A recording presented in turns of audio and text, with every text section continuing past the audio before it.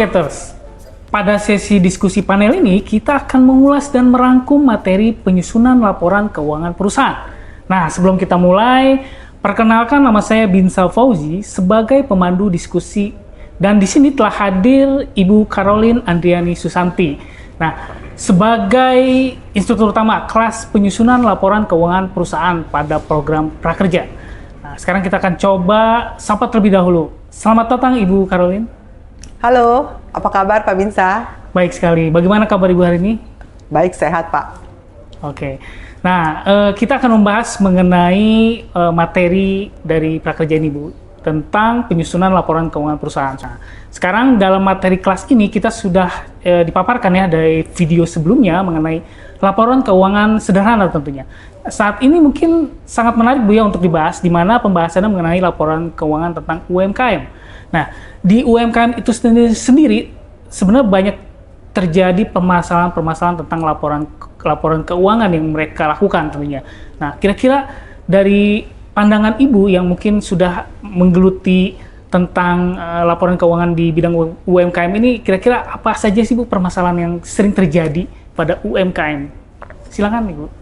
Oke, jadi kalau kita berbicara mengenai UMKM Pak, tentu saja ini menjadi satu hal yang sangat menarik, karena UMKM itu adalah usaha menengah kecil miliaran Pak. Oh, ya, miliaran sekarang gitu. Benar Pak.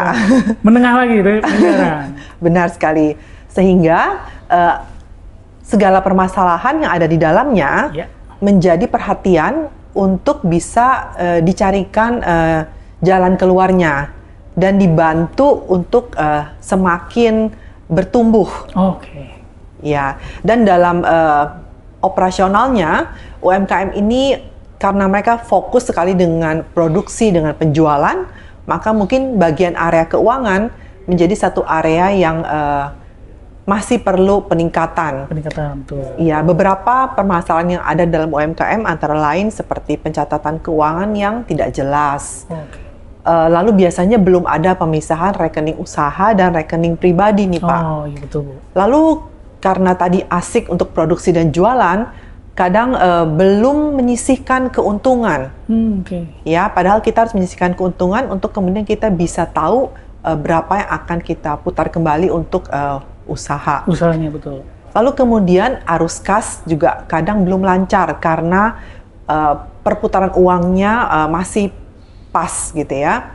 Lalu juga belum ada nih rencana anggaran. Jadi biasa rencana anggaran baru bisa kita lakukan kalau kita sudah pernah atau kita sudah punya laporan keuangan, lalu kita bisa buat proyeksi ke depannya.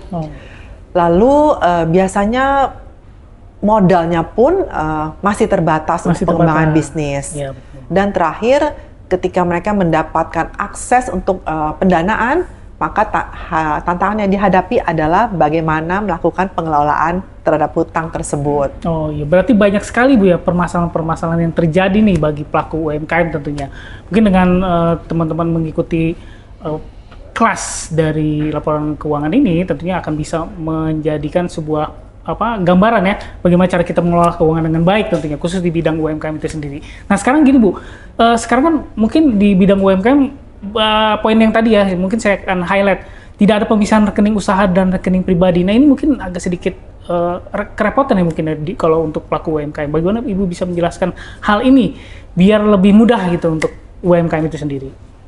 Jadi untuk mengawali sebuah usaha Pak, yang pasti kita harus menyadari bahwa bisnis atau perusahaan adalah entitas yang terpisah dengan pemilik. Betul. Sehingga berangkat dari pemahaman tersebut, kita harus memisahkan antara rekening untuk usaha dan rekening untuk pribadi.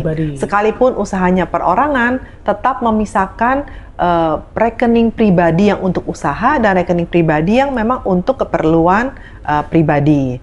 Demikian ya Pak, karena sesuai dengan prinsip akuntansi yang pertama nih, bahwa perusahaan adalah sebuah entitas yang terpisah dengan pemiliknya. Jadi harus ada panduan seperti itu Bu ya, sehingga mereka bisa memisahkan antara keuangan pribadi dengan keuangan untuk usaha itu sendiri. Benar sekali Pak. Itu sangat menarik sekali yang akan kita bahas tentunya. Nah, kita akan masuk ke pertanyaan berikutnya. Mungkin bagaimana membuat laporan keuangan yang baik Bu ya bagi pelaku UMKM, karena kan sekarang UMKM sendiri itu masih direpotkan dengan laporan keuangan karena mereka belum tahu prosesnya dari awal sampai akhir. Nah, kira-kira menurut Ibu bagaimana untuk membuat laporan ini agar lebih baik lagi misalnya? Boleh dijelaskan, Bu Karun? Oke, jadi laporan keuangan ini adalah suatu produk yang penting yang dihasilkan oleh divisi finansial suatu perusahaan nih Pak.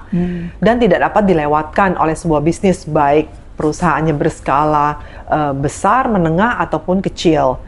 Dan setiap perusahaan memiliki stakeholder dengan kepentingan masing-masing.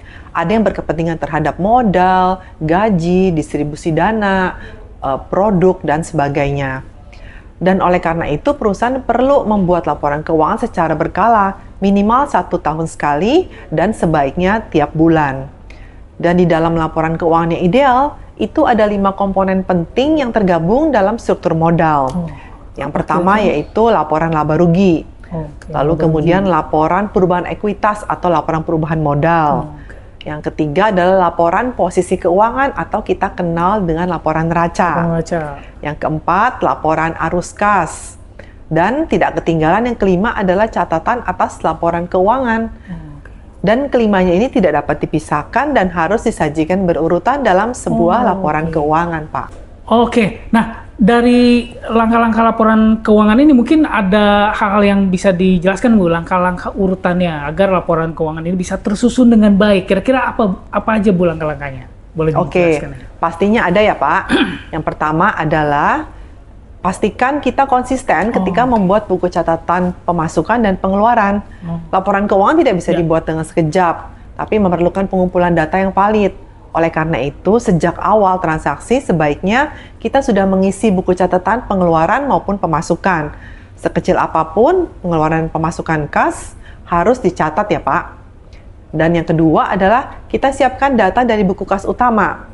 Pada saat kita ingin membuat laporan keuangan sederhana, kita tentunya memerlukan data pengeluaran dan pemasukan dari buku kas utama. Setelah kita siapkan semua data tersebut, lalu kita buatkan dalam sebuah laporan. Jadi misalkan ingin membuat laporan kuartal sampai 30 April, berarti kita perlu mengumpulkan data kas utama dari Januari, Februari, Maret, dan April.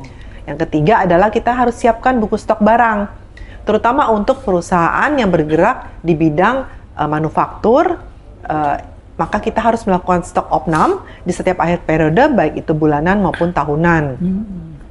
Untuk metodenya, itu ada dengan metode first in first out atau last in first out. Dan masing-masing memiliki pengaruh terhadap nilai stok yang berbeda-beda ya Pak. Oh, pastinya itu Bu ya. Iya, lalu yang keempat kita harus persiapkan data inventaris barang perusahaan.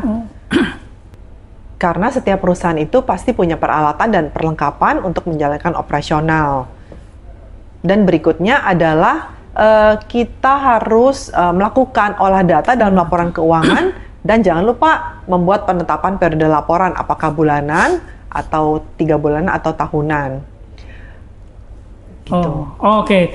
Jadi itu yang harus kita lakukan Bu ya. Jadi ada langkah-langkah yang harus kita susun dengan baik ya, sehingga membuat laporan keuangan itu akan sempurna nantinya. Mungkin pertama dari konsistensi, membuat catatan pengeluaran, terus juga dari data yang harus disiapkan. Nah, itu adalah poin-poin yang penting yang mungkin kita akan bisa pelajari tentunya di kelas yang sudah kita bahas kemarin di video sebelumnya.